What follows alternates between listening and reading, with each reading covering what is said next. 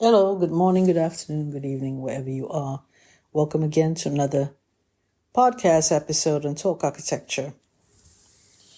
After doing a bit of research, interviewing people, and getting to know about what are the essential outcomes that one would like to have as an a designer or an architecture graduate, is that there is a synergy. There is something called giving the learning experience and having a mentor. Be it that you come out as a filmmaker, an artist, a product designer, or an architect, at the end of the day, in the first degree, there is an important aspect to the whole idea of wanting to have a good career, to be successful, is that you are driven and you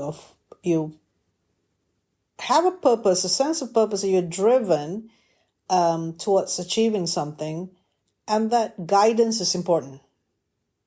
So in the university course, mentors in the form of tutors or visiting critiques, but the best would be the tutors or the full-time lecturers, where say they're inspiring the person to on the subject matter.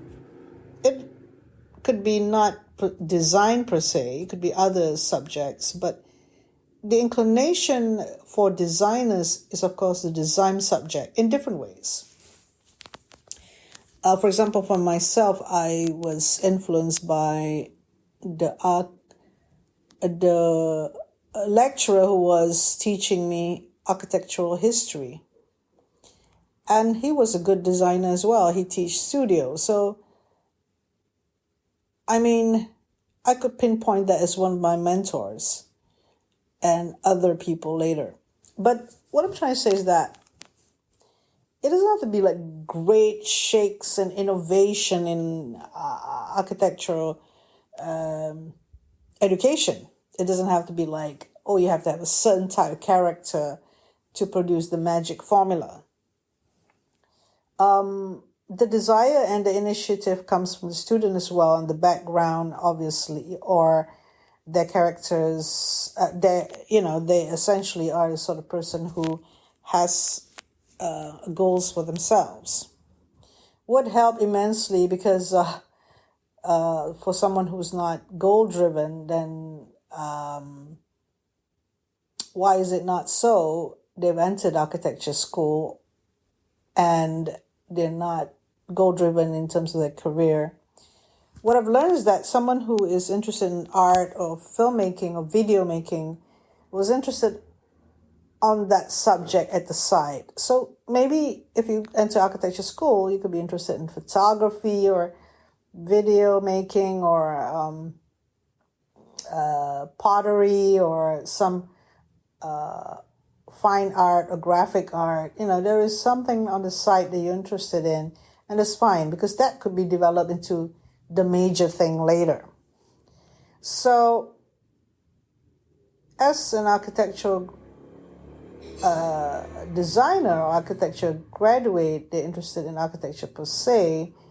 That is also something that could happen as well in architecture's the one that they're interested full time. So that's great as well. But as long as they're inspired and they desire it.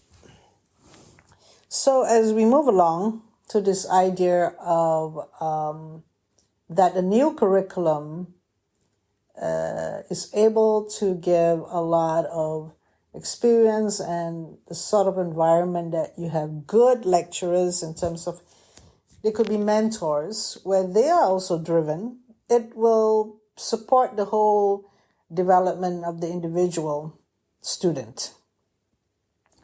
So what I'd like to say further, apart from that, is that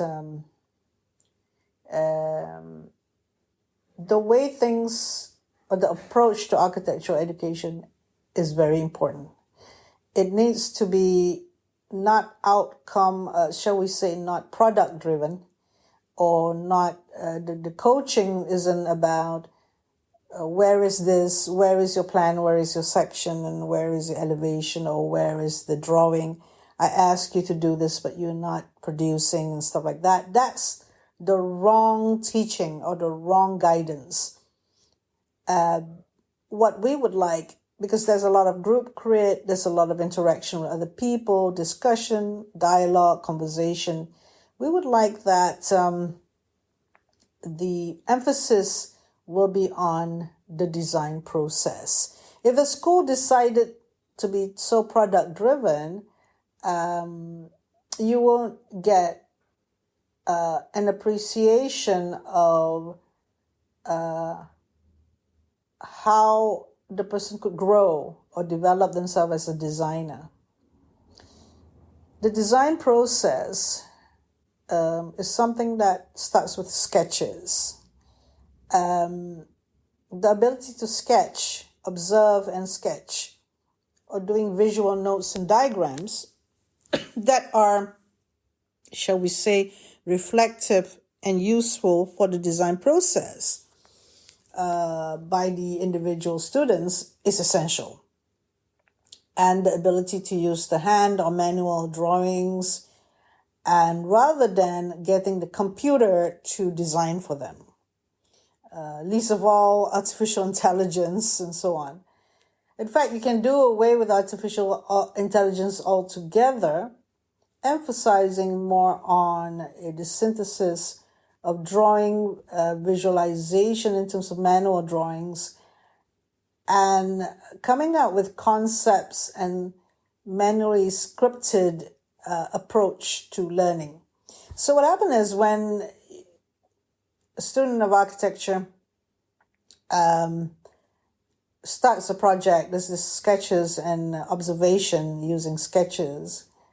And if they have to have a photograph, ask them to take a photo, one photo, which is important, and tell a story or narrate the observation that is in the photo. So that the photo is not just, or series of photos, and not just like, series of photos that you take so that you can cover the whole wall with them, or show that you have done a lot of work, but actually there's none in terms of observing and actually being more analytical. So being analytical and brainstorming ideas, there should be these things that happen with each individual student with an assigned tutor, and appreciation of the design process and how everything starts, in which the student explores things. As we know that there is some degree of satisfaction, a highest degree of satisfaction, in fact, comes from how the student does everything, the whole process themselves. The pressures that one places on students to perform needs to be, controlled in a way that the students does it themselves, the ideas come from them themselves, and the voice that they come out of them is also important. That is not scripted by the lecturer, or is not copy-paste from something else, and that is not like, let me take you through the plan, this is the entrance, this is the living room, this is the reception counter, and you go through the spaces, the corridor, and then you have these rooms. Now that is so boring, right? There's no observational and analytical and critical thinking that has gone through with that sort of presentation. So it's more to do with the process. So maybe the student, the best way, the optimum way, is for the individual student to talk about the hypothesis or the design problem that he or she has come up with, even in the first year. Especially start them young, very early on. Well, I see the problem with designing a house for a couple with 2 kids is that they tend to be designs nowadays, because the student studied about their design, studied about their house themselves. Design nowadays tend to segregate people, and they only meet they hardly meet because everybody will be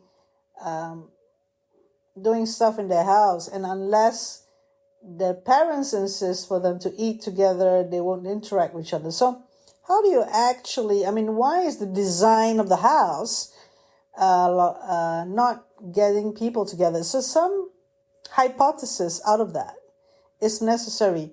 If in the very first project, the tutor need to address that issue, that a design problem issue, introduce what is a design problem from the very beginning, so that the student of architecture start looking at things differently, because that's how the tutors see things differently, asking questions, and then they design, they explore, and what space can do, what details or volumes of architecture can do, that could help with getting to resolve the problem. If it's a common problem, then everybody have to deal with it. Just say you're talking about design a house for a couple and 2 children, and that's all that you do. You go to the site, and the interaction that the tutors may not have is the tutors may assume, okay, design it like anybody else. No, there has to be a challenge, a design problem or hypothesis in every project. So later on, the students will conjure their own design problem and hypothesis, and that will give the basis of critical thinking and strengthen the observation and analytical skills, and see the relevance of using case studies and visiting buildings, because that's the way to learn design process. So that in a gist is the new curriculum, which I will explain in detail later, like a proposal of how the course would necessary to be taught in order to do it in 3 years, and to get all the skills done in 3 years. So, yes, that's it really. What I want to say was the importance of the design process. And the design process is involving the individual student designer and the mentor. We specifically would say a mentor. Or we could speak specifically also bracket tutor, because a full-time dedicated one is the best way. The student this has been commented by students before. I interviewed some who said, I figured a way to actually survive architecture school, but I didn't learn much because I know what the tutors want.